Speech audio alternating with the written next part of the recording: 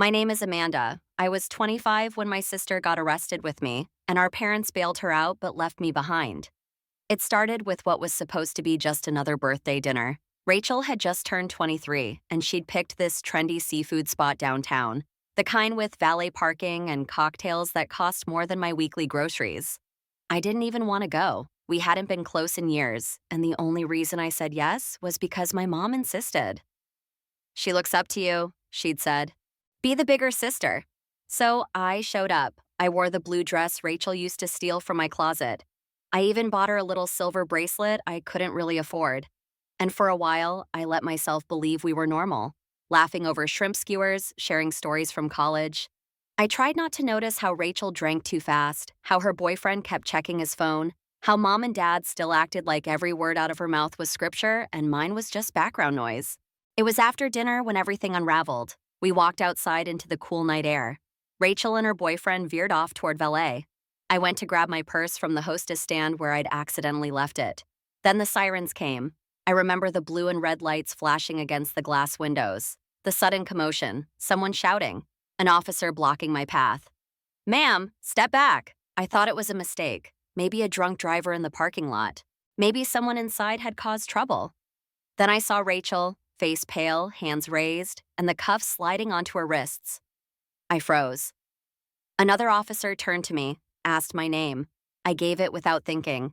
That's when they took me too. The back of the squad car smelled like disinfectant and stale sweat. I asked what was happening, but neither cop answered. When we got to the station, they split us up. Different rooms, no explanations. I asked for my parent. They said someone had already called them, so I waited. An hour passed, then two. I sat on a hard bench in a cold holding room, still wearing that blue dress. My shoes were gone. My purse was somewhere I couldn't see. I still believed they were coming for me. The door opened, and for a moment, I thought this was it. I stood up fast. My voice caught in my throat, but it wasn't for me. Through the small window in the hallway, I saw them. My dad, my mom, Rachel, between them. They were walking out. Not a glance in my direction. I knocked on the glass, then pounded. Dad, I called out. Mom, nothing. The officer behind me told me to sit back down. I asked what was going on. He shrugged. She's been released? He said, not you. I laughed. I actually laughed. I thought it was some kind of mix-up, a paperwork error. It wasn't. They didn't even leave a message. By the time the door shut again, I wasn't angry yet. Just cold, just confused, just alone. The first night in the holding cell felt like an accident. The second night felt like a test. The third, that's when I started to understand something was very, very wrong. I didn't sleep much. The bench was hard, the air was freezing, and the strip light overhead never shut off. My thoughts churned like water circling a clogged drain. I kept thinking about Rachel walking out between our parents like nothing had happened. No cuffs, no consequences. Just that same pouty face she always used when she got caught sneaking out as a teen.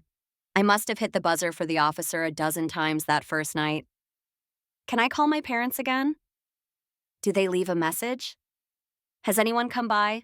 Each time I got the same blank answer. No one's checked in. On the morning of the second day, they moved me to a shared holding cell. 4 other women sat in various states of boredom or misery. One was humming to herself in the corner. Another curled under a blanket that smelled like bleach. Nobody asked me why I was there. It didn't matter. No one knew me in here. I didn't even know myself anymore. I used my one allowed call to try my mom. No answer, straight to voicemail. I left a message that started out calm. Hey, just checking if you guys are coming back. And ended with my voice cracking halfway through. Please, I don't understand. No response. I called again that night. My dad this time. Nothing. The silence became its own kind of noise. On the morning of day 3, the woman in the corner, Dolores, I learned, handed me half a granola bar she'd saved from breakfast. You look like you've been betrayed, she said, not unkindly. I nearly choked, trying not to cry. Later that afternoon, a public defender finally showed up. Not mine, just someone doing rounds. I was supposed to be out days ago, I told him. My sister was with me, they let her go. I didn't even do anything. He flipped through a clipboard and gave me a careful look. That your sister? He asked, tapping the corner of a photocopy. It was blurry, but the blonde ponytail was unmistakable. Rachel. That's her, I said. You saw her file? She was processed, out the same night, he confirmed. Someone paid in full. I waited for him to say more. He didn't. I swallowed hard. Do you know what the charges were?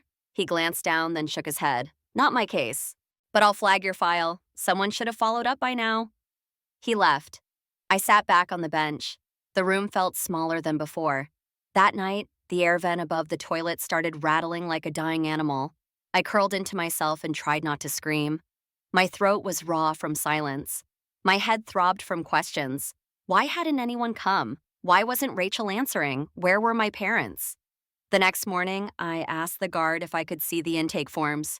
You can file a request, she said with a smirk, but good luck. So I waited. That's all there was now, waiting. I memorized the sound of keys, the flicker of the hallway lights, the order of names called when food trays came. And every night, I curled up on that bench with my back to the wall and stared at the door. They were supposed to open it. They were supposed to come back. They didn't. Day 5 started like the others, an aching neck, the taste of metal in my mouth, the plastic tray of dry eggs and soggy toast shoved through the door. But something inside me had shifted. The disbelief was gone. I was done waiting for someone to fix this. I asked to make another call. The officer raised an eyebrow but didn't argue. They knew my routine by now. I always asked polite, always said please. They probably thought it was cute how I still believed someone on the outside cared. This time, I didn't call my parents. I called Rachel. It rang 3 times, then went to voicemail. Her voice was bright, cheerful. Hey, it's Rachel. Leave a message and I'll hit you back. That voice, that fake, sugary gloss she used on strangers. I hated how it still made my stomach tighten. I took a deep breath and spoke. Rachel, it's me, Amanda. You've got to call me, please. I don't know what's going on. I need you to explain. I need to hear your voice. I paused. I didn't do anything, Rach. You know that. You know that. The call cut off automatically after 60 seconds. I stared at the phone like it had personally betrayed me. Later that night, Dolores nudged me awake. Visitor, she said, grinning through missing teeth. Told you someone would show up eventually. My heart leapt. I stood too fast and nearly stumbled into the metal bunk. But it wasn't my parents, it wasn't Rachel, it was a legal assistant. Mid-30s, tired eyes, carrying a stack of forms. Not my caseworker either, just someone filling in. I was told to pass this along, she said, handing me a sealed envelope. What is it? Copy of your intake transcript and authorized call logs, she said. Request went through early. I took the packet with shaking hands. It wasn't much, just a few pages, but on the second sheet, something caught my eye. Voice message, playback request, approved. There it was, my voicemail to Rachel. But then, another entry, voicemail from Rachel Monroe to Amanda Taylor. Timestamp, day 1, 8:17 p.m. Deleted after playback. My fingers froze. I had never received that message. I looked up. Can I hear this? She nodded. One time only, she said. Department rules. She tapped a small recorder and pressed play. Rachel's voice filled the room. Amanda, okay, I don't know if they're gonna let this through, but I just wanted to say, I didn't think it would get this far. I thought they'd just talk to you and let you go. I didn't mean for you to. Static broke the next part, then her voice again, lower, hushed. Dad said you'd be okay. He said you were better at handling stress and that I couldn't deal. I'm sorry. I'm so sorry. Please don't hate me. Click. Silence. I didn't realize I was crying until the paper in my hand blurred. I whispered, play it again. I can't, the woman said quietly. One-time rule. I folded the transcript and pressed it to my chest. She'd called. She'd admitted something, but it wasn't enough. Not anymore. Dolores saw me that night, curled in the corner of the bunk, fists clenched around the folder like it could anchor me to something real. You still think they're coming? She asked gently. I didn't answer, because I didn't know what I thought anymore, but I knew what I felt. This wasn't a mistake. This was a choice, and someone had made it. On day 6, I stopped counting the days. They all bled together by then, same tasteless food, same flickering hallway light, same voices calling out numbers that weren't mine. But I was done waiting. Done assuming someone would show up and fix what had been broken. Because now, I knew someone wanted me forgotten. I asked the morning guard for the assigned public defender's name again. Same one it's always been, she mumbled, flipping her clipboard toward me. Kenworth. You still ain't met with him? I shook my head. No one's come, not once. She blinked. That's weird? Yeah, I knew. 2 hours later, a tall man in a wrinkled blazer finally walked in, carrying a beat-up legal pad and a coffee that smelled burned. "Miss Taylor?" he asked, glancing around the cell block like he couldn't believe he was here. "That's me." We sat in one of the chipped plastic booths near the wall. I watched his eyes skim the intake notes, and something in his brow twitched. "This is strange," he muttered. "What? You should have had a review hearing within 72 hours. You've been here how long?" "Almost a week." He clicked his pen. Why wasn't I notified? "You're asking me?" He looked up, startled. "Sorry, just something's off here. Says your bail hearing was rescheduled." "What? Why?" "No note. No reason listed, just postponed by family counsel, which, frankly, doesn't make sense if you're here on public defense." My stomach dropped. What does that mean? Family counsel? He stared at the paper, then slowly set it down. "It means someone may have claimed they were handling your legal representation, which would delay the system from assigning you to me. But if they didn't follow through, I get lost in the shuffle." I finished for him. He nodded grimly. I felt my hands shaking. "Can I ask something?" I said, my voice quieter now. "Could my parents do that? Say they were getting me a lawyer, but then not?" "Yes," he said. "But they'd have to submit formal notice. I'll request the documentation trail." "Can I see it too?" He looked at me, then slowly nodded. "Yeah, you deserve that." He stood, gathering his notes. "I'll push for a bail reevaluation. You should have been out of here days ago." I pressed my palm flat on the cold metal table. "Mr. Kenworth, if someone stalled that on purpose..." He paused. "I want to know who." His eyes met mine, really met them this time. "Then we'll find out." He left. The gate buzzed behind him. Dolores watched from across the block as I returned to my bench. "Well?" she asked. "They tried to cancel my lawyer," I said. She let out a low whistle. "Damn, that's cold." "I'm getting out of here," I whispered. "I don't care how long it takes." That night, I couldn't sleep. My mind kept spinning through every conversation I'd ever had with my dad. Every moment when he'd looked me in the eye and told me he was proud. Every speech about fairness and doing what's right, but now all I could see was the way he turned away from me at the station. All I could hear was my mom's voice. "She's stronger. She'll be fine." That wasn't love, that was strategy. And for the first time in my life, I didn't just feel hurt, I felt used. 2 days later, Kenworth came back. His tie was crooked, and he looked like he hadn't slept. But the moment I saw the folder in his hand, my chest locked up. "They sent over your authorization files," he said, sitting down across from me again in the gray-tiled interview room. "Took some pressure, but I got them." I reached for the folder, but he hesitated. "Before you look," he said carefully, "I need to ask, did you ever sign any document releasing your right to public counsel?" I blinked. "No, never. No one even offered me one." He slid the file across the table. "Then you'll want to see page 3. My fingers were numb as I flipped through the copies. Page 1, intake summary. Page 2, initial holding assessment.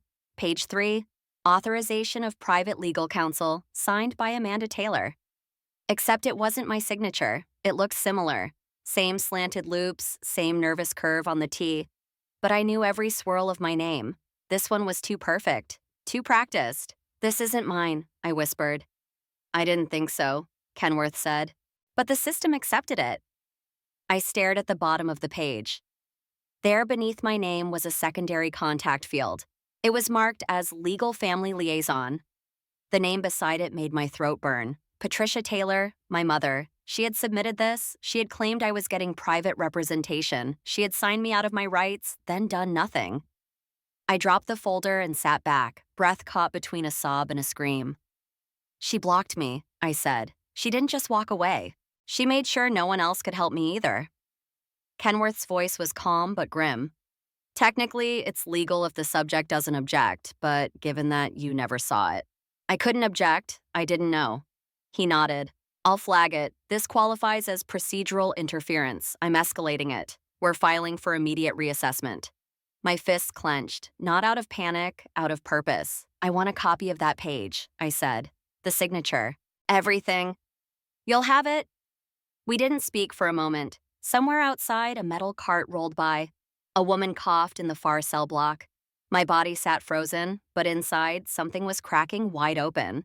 This wasn't a misunderstanding. This wasn't about delay. This was a deliberate removal. They knew what they were doing. I thought about my mom's favorite saying when we were kids: a lie of omission is still a lie.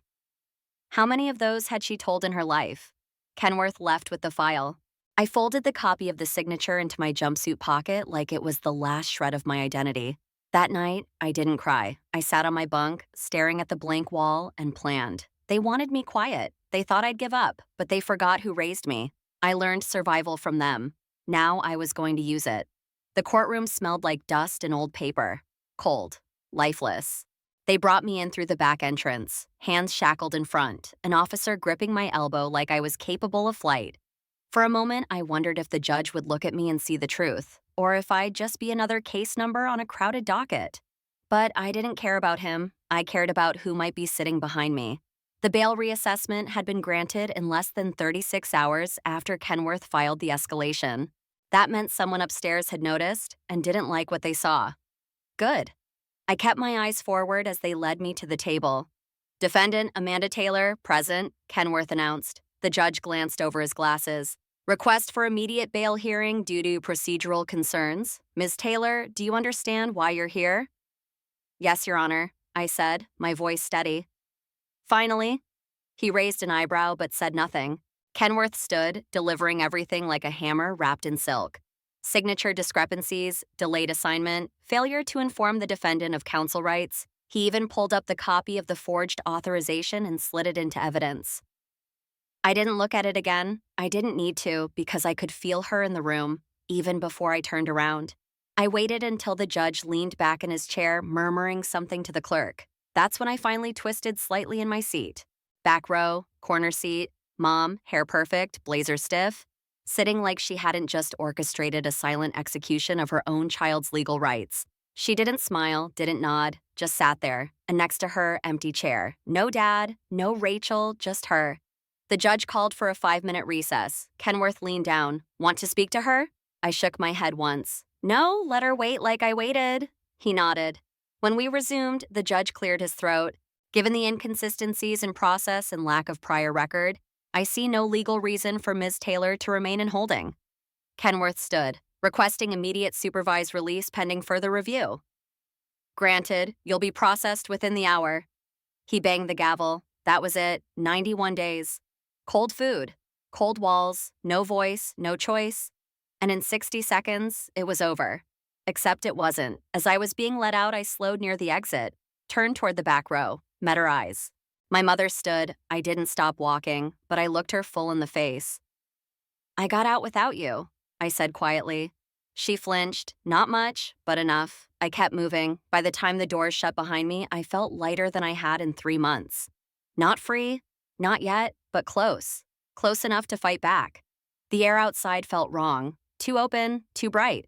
After 91 days breathing stale cement and recycled air, the sky felt like a slap, but I didn't flinch. I just stood there on the courthouse steps, fingers tight around the thin folder of release documents. No bag, no phone, just one pair of used sneakers and a state-issued t-shirt that didn't even fit right.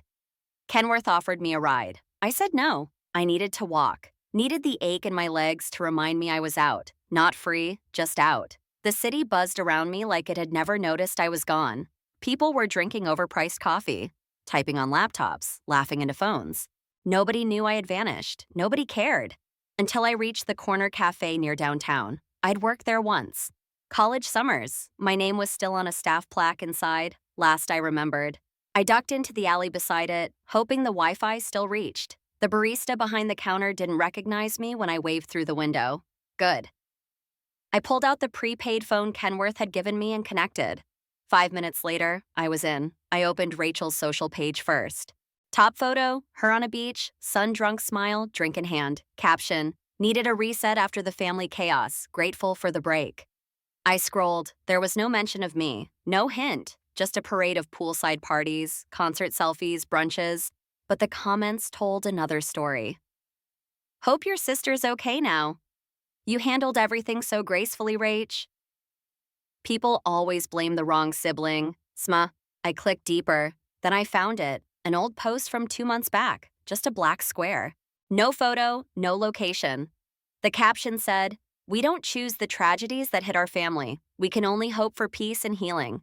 Thousands of reactions. I checked my father's page next. It was mostly work stuff, retirement planning, stock advice, branded content. But one post stood out, a photo of our family years ago, me, Rachel, and them, at a cabin near Sedona. One of the few times we all looked happy. The caption, "Families face storms. We stand by the ones who learn from their mistakes." That's when I understood. They didn't say I was in jail. They said I'd had a breakdown, that I'd needed help. They'd wrap my disappearance in a warm, righteous lie, just enough to earn sympathy without risking their own reputations. I wasn't the black sheep, I was the unstable one now. Dolores's voice echoed in my head. "You still think they're coming?" "No, not anymore."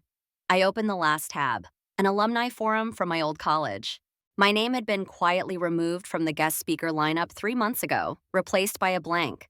No announcement, no reschedule, just vanished. They erased me. I looked up from the screen. People passed by on the street, unaware they were breathing the same air as someone who'd been thrown away. And now I was back, not as Amanda Taylor, the forgotten daughter, but as someone they didn't expect to survive. I stood up and turned away from the cafe window. Let them keep their stories. I was about to write my own. Her building was tall, sleek, glass balconies and valet out front. Exactly the kind of place Rachel always said she deserved to live in someday. Apparently, someday had arrived, funded by silence and betrayal. I stood across the street for a long time before crossing, watching a couple in gym clothes laugh their way into the lobby, a woman in heels exiting with a golden retriever. Everyone polished, everyone clean. I'd worn black on purpose. The receptionist didn't ask questions, just smiled when I said I was dropping something off for Rachel Monroe and waved me toward the elevator. I still remembered the sound Rachel used to make when she laughed, like a hiccup and a giggle mixed together. I used to mimic it just to annoy her. It always worked. Now I didn't even know if I could recognize her voice. The elevator was mirrored. I stared at my reflection the whole way up. I looked older, sharper. Room 19B. I knocked once, then twice. Footsteps, a pause, then the door cracked open. Her face appeared in the gap. No makeup, wet hair and a towel. For one brief second, she smiled like she thought I was someone delivering food. Then her eyes focused. She froze. "Amanda?" I didn't wait for permission. I pushed the door open and stepped inside. Rachel stumbled back. "What? How?"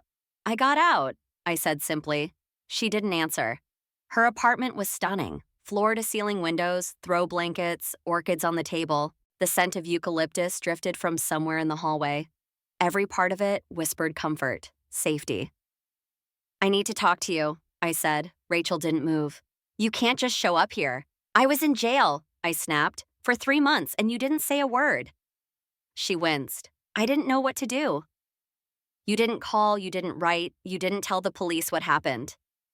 "I was scared," she whispered. I laughed. It sounded like a threat. "I was terrified." "And you were drinking wine by the ocean and posting about healing." "I never meant for it to go that far," she said quickly, stepping back.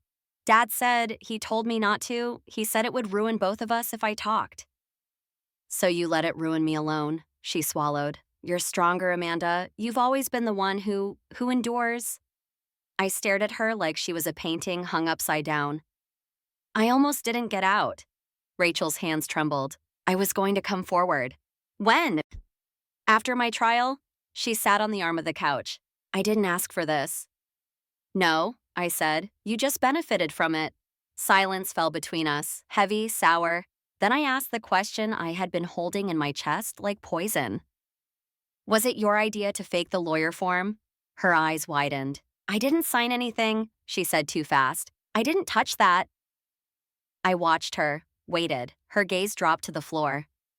"Mom did," she admitted softly. "She said it would keep things clean. Said it was better for everyone." My breath left my lungs in one sharp exhale. Rachel finally looked at me again. "I'm sorry," she whispered. "Too late, too practiced, too empty." I turned toward the door. "Wait," she said. "What are you going to do?" I didn't answer. I just left, because the time for apologies was gone, and the time for consequences had arrived. It was always her kingdom, the Phoenix Hills Country Club. Gated drive, white columns, polite smiles sharpened like daggers. My mother practically lived there between spring and fall. Charity brunches, committee meetings, fundraisers she chaired that always somehow cost less time than my school projects ever did. And I knew she'd be there that Thursday. I didn't want a phone call. I didn't want another voicemail echoing in the dark. I wanted witnesses. They let me walk in without checking credentials. I still looked enough like the daughter they bragged about. Chin lifted, posture perfect, hair pinned like it was trained into place. The lobby smelled like lemon oil and wealth. Voices floated from the garden view dining hall, where a long table was set with champagne flutes and floral menus. Half a dozen women clustered at one end, pastel blazers and laughter like clinking glass. And there she was, Patricia Taylor, my mother. She was laughing at something. Her hand rested casually on the shoulder of a woman next to her, mid-story, the picture of composed elegance. I walked to the far end of the table. She didn't see me until the other women's faces changed. Murmurs falling quiet, eyes darting toward me like they'd seen a ghost. She turned, still smiling, then froze. "Amanda," she said, cool as marble. "This is not the—" "Sit down," I said. The entire table went still. "I'm not here to yell. I'm not here to cry. I'm here to ask you a question." She blinked, slowly. "This isn't the place." "No," I said. "It's exactly the place." I pulled out a folded document from my jacket pocket, set it gently on the white tablecloth in front of her, a copy of the authorization form, the forged signature, her name as liaison. She stared at it like it was something unclean. "I didn't sign that," she said quietly. "Lying to your friends already?" I said. "You submitted this. You blocked me from getting a lawyer." While Rachel posted vacation photos and Dad told people I had a breakdown, several of the women stood up, uncertain, shifting. My mother's jaw tightened. "You're making a scene." "No," I said. "I'm making a record." I turned to the woman on her left, someone I vaguely remembered from church when we were kids. Ask her what she told the board when I didn't show up for the Women in STEM panel. Ask her why the strong, capable daughter she always bragged about vanished. Silence. My mother stood slowly, her hands trembling just enough to betray her. "We did what we thought was best," she said. "You did what was easiest," I snapped. "You let one daughter rot to keep the other clean. You played favorites so long you don't even realize it's a choice anymore." She reached for my arm. "Amanda, please." I stepped back. "You don't get to touch me, not anymore." One of the staff came forward, whispering something to the woman at the end of the table. I turned to leave. At the threshold, I paused. "You always said family was about protecting each other," I said. "But the only thing you ever protected was your image." I walked out. No one followed. And for the first time in years, I didn't feel like her daughter. I felt like myself. I didn't go home. Not to the apartment I used to rent, now emptied and repossessed. Not to the cold room above my parents' garage, where my name had probably been scraped off the mailbox. Instead, I went to the only place I remembered feeling real, Franklin Street, an old bookstore/coffee shop with peeling paint and terrible espresso, where I'd spent years hunched over textbooks and half-eaten croissants. It wasn't elegant, but it smelled like ink and safety. No one ever yelled there. I tucked myself into the back booth and stared out the window, nursing a tea I didn't want and thinking about how strange it was to be seen again. I hadn't realized how loud the world was until I stepped back into it. Someone slid into the seat across from me. I didn't look up right away. I didn't have the strength. Then the voice came, familiar, careful. "Didn't expect to see you back here, but I hoped." I lifted my head. Trevor, the guy from debate team, the one who used to scribble notes in my margins and argue with me about everything from prison reform to poetry structure. We lost touch after graduation. The kind of friendship that faded, not because it was weak, but because life took different turns. He looked exactly the same, except he didn't. Softer eyes, tired shoulders. I blinked. "How did you—" "You always came here when things fell apart," he said with a small shrug. "Thought maybe, if you were back, this would be the first place you'd come." My throat tightened. "You looked for me?" "Every week, just in case." I didn't know what to say, so I just stared. He didn't ask what had happened, didn't press, just waited. After everything, after courts and cells and lies, I hadn't realized how much I needed someone to sit across from me without needing a script. So I talked. Not everything, but enough. The arrest, the silence, the forged signature, my mom's cold dismissal in front of her polished friends, the hollowness in Rachel's apology. Trevor didn't interrupt. When I finally stopped, he nodded slowly. "I'm so sorry, Amanda," he said. The words didn't sting. They didn't feel performative. They felt like a hand reaching out in the dark. Then he asked something I hadn't heard in months. What do you need? I opened my mouth to say nothing, but then the words tumbled out. I need a place to breathe and a place to think, and I need time before I do what I'm planning. He didn't flinch. I've got a spare room, he said simply. It's not much, but it's yours. You don't even know what I'm gonna do, I said. He smiled. Doesn't matter, I trust you. I nearly laughed, not because it was funny, because I'd forgotten what trust sounded like without a leash attached. We left together after that. I didn't hold his hand, didn't cry, but something inside me began to shift. Like a window cracking open in a sealed room. The fight wasn't over, but for the first time, I wasn't fighting alone. Trevor's apartment was small, quiet, and filled with books. The kind stacked in corners and lined along windowsills. Not just for show, real books, read ones. He handed me a spare key without fanfare. No rules, he said.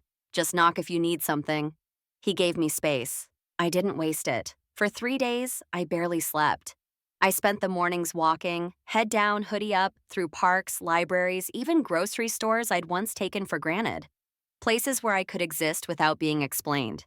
But each night, I sat on the floor of the guest room back against the wall, flipping through my notes. Timelines, signatures, message transcriptions. I wasn't chasing closure. I was building a case. And when I was ready, I made the first call. Her name was Evelyn Brooke, old friend of my parents, mid-tier family lawyer who'd always hovered near the edge of our lives. She used to bring ginger cookies to our block parties and send holiday cards with gold foil envelopes.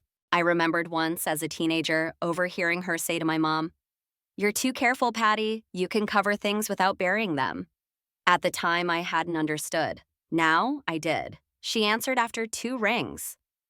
Evelyn Brooke. Hi, this is Amanda Taylor, Patricia and Henry's daughter. A pause. Then calm but curious. Amanda, I was wondering when you'd call. I blinked. You knew? I heard, quietly. I didn't know details, only that you disappeared. And that your mother said it was private. Of course she did. I need 10 minutes, I said, off record. You have 5. Start talking. So I did. I told her about the arrest, the blocked legal access, the forged signature, the voice message from Rachel, the hearing, the social erasure, and the luncheon. When I finished, she didn't speak for a long time. Then, do you have proof of the forged document? Yeah. Copies of messages? Yes. Witnesses to the signature mismatch? My public defender plus 2 officers present at the reassignment. She exhaled. This isn't just cruel, it's illegal. I'm not looking for a payout, I said. Then what are you looking for? I hesitated, then answered with perfect clarity. I want them disarmed. Socially, legally, personally, I want the masks off, and I want it documented. Silence again. Then, I'll help, not publicly, not yet, but I'll send you 3 names, reporters who'll listen without printing first. People who understand how to build narrative the right way. You'll need allies in media before you take on their circle. I almost dropped the phone. Why are you helping me? Because I've watched your parents spin lies like silk for 20 years. And because I always liked you better, Amanda. Click, that was it, but it was enough. That night, I ate a full meal for the first time in weeks. Trevor didn't ask where I'd been, just set a bowl in front of me and said, "You look stronger." I was, not invincible, not healed, but armed. The story they wrote for me was crumbling, and now I had a pen in my hand. I didn't plan to go live. I thought I'd write something, maybe an article, maybe a post, something structured, something safe. But then I sat down across from Evelyn's contact. Lena Ford, an investigative journalist with sharp eyes and a softer voice than I expected, and she said one thing that changed everything. You can tell it in your voice. Let them hear it shake. She handed me a microphone. It wasn't the kind you'd picture at a press conference. No flashing bulbs, no stage, just a quiet podcast studio above a bookstore in Tempe. Soundproof walls, a window that looked out onto a parking lot with cracked asphalt. But it might as well have been a stadium. I sat there for a long time before I started. Then I spoke. My name is Amanda Taylor. I'm 26 years old. 3 months ago, I disappeared. Not because I ran, not because I broke, because my parents chose to remove me from the story they were writing. I told everything, chronologically, clinically, like peeling skin from bone, the arrest, the silence, the forged authorization, Rachel's message, my mother's choice to sign me into oblivion. The country club confrontation. I didn't cry, I didn't shout, but my voice cracked. Once. When I said, I spent 91 days behind bars for a crime I didn't commit. But the real sentence was realizing it never shocked them. When I finished, Lena sat still. Then she pressed stop. You ready? She asked. I nodded. She uploaded the episode that night. It wasn't viral at first, not explosive, just real. But it spread fast. By the second day, 2 local papers picked it up. A columnist reposted the transcript with the headline, Silenced by Blood, Amanda Taylor Speaks. By the third day, I got a message from a former classmate. I always knew your family felt off. Thank you for saying it out loud. And another. What they did is unforgivable, but what you're doing, that's power. On day 4, I got a call I didn't expect. Rachel. I stared at the screen until it stopped ringing. Then a text came through. Please, they're panicking. Dad's threatening legal action. Mom won't speak to reporters. You need to stop before this gets worse. I typed only 2 words back. Too late. Trevor sat with me that night while I read message after message. Some kind, some cruel, but every single one seen. I didn't know if anyone would believe me, I whispered. They didn't have to believe everything, he said. They just had to listen. And they were. For the first time in months, the narrative wasn't being shaped by people who smiled in public and schemed in private. It was mine. I'd lost my name, my job, my place. But now I had a voice, and it was louder than their money. It was a Monday when I did it, because my mother hated Mondays. Said they were cluttered with mediocre people trying to feel important. I used to think she was joking. Now I knew better. I picked that day on purpose. I walked into a quiet local legal press office. Not a big media outlet, not a flashy network, just a place that valued records, verification, and truth. The kind that wouldn't bury the story for favors or fumble the details for clicks. I handed them a flash drive. Verified documents, I said. Source confirmed, timeline cross-checked, and sworn statement from a public defender. The woman behind the desk glanced at the folder I brought too. Hard copies, tabbed and highlighted. She didn't smile. She just nodded. You ready for this to be real? It already is, I said. Now it's just visible. Within 24 hours, the piece went live. Erased, how the Taylors silenced their own daughter. Subhead, forgery, legal interference, family betrayal hidden under suburban perfection. They posted screenshots of the signature forms, quotes from the voicemail, transcripts from the bail hearing, even a still from the podcast, my face half in shadow, voice steady through printed lines. By noon, it hit national forums. By evening, the backlash began, not against me, against them. One of my dad's business partners pulled out of a major investment.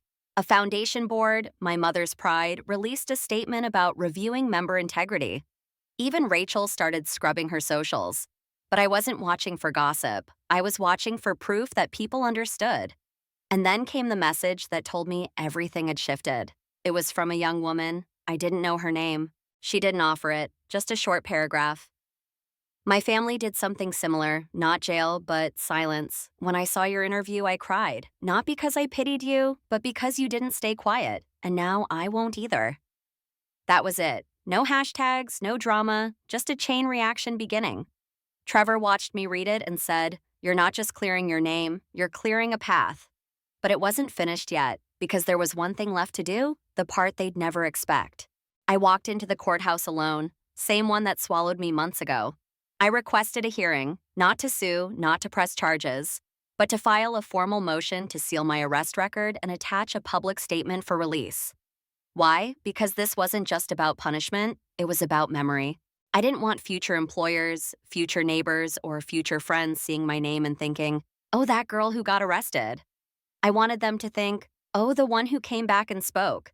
The clerk processed my form slowly, eyes darting up at me every few seconds.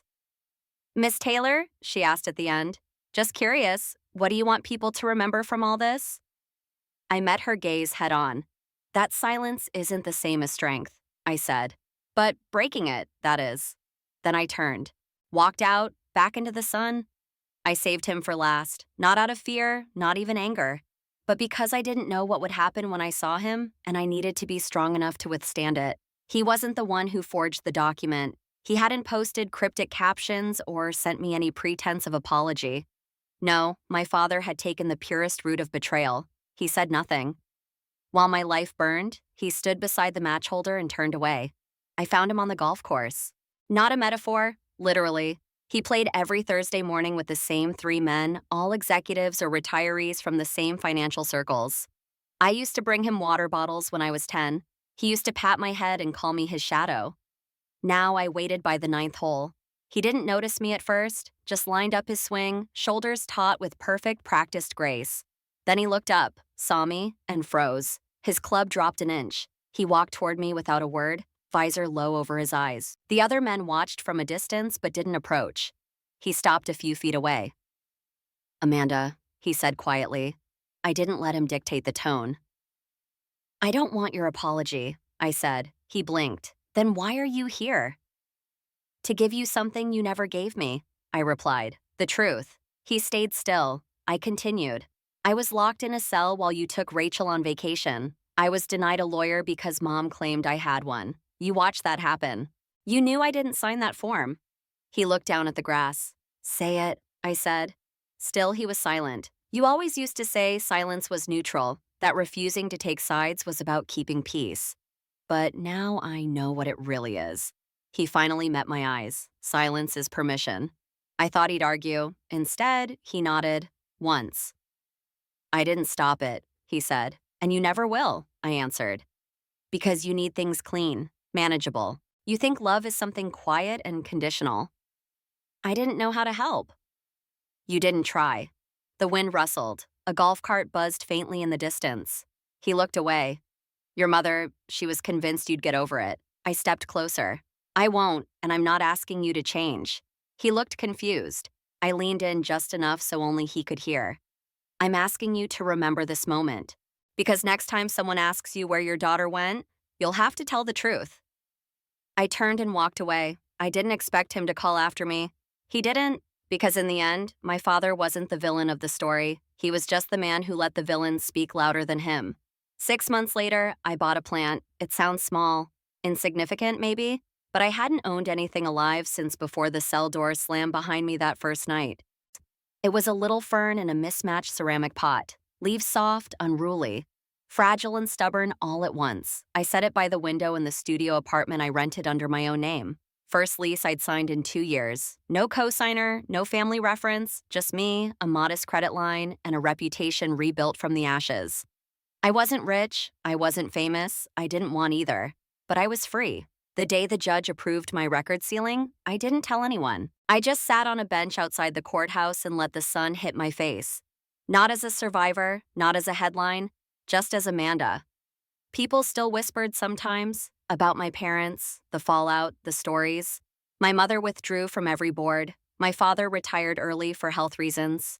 Rachel moved to the East Coast, posting vague affirmations and inspirational quotes like none of it had ever happened. We hadn't spoken since the apartment. I didn't expect to, but I didn't carry them with me anymore. I carried something heavier and cleaner, clarity. I started working part-time for a nonprofit that advocated for women wrongfully detained, something I once thought I'd never touch again. But it turns out, sometimes the fire that burns you is the one you end up using to light the next step. Trevor still showed up with takeout and sarcasm twice a week. We never defined it. We didn't need to. He never asked for a version of me that smiled all the time. He just stayed. That was enough. And every month, I sent a handwritten letter to the same 3 people who'd reached out after the podcast went viral. People who'd written things that didn't feel performative or pitying, just true. I kept their names taped inside my journal, reminders that the world didn't end at my family's silence. One morning, I opened that same journal and wrote something at the top of the page. Not a quote, not a plan, just one sentence. The next chapter doesn't need their approval.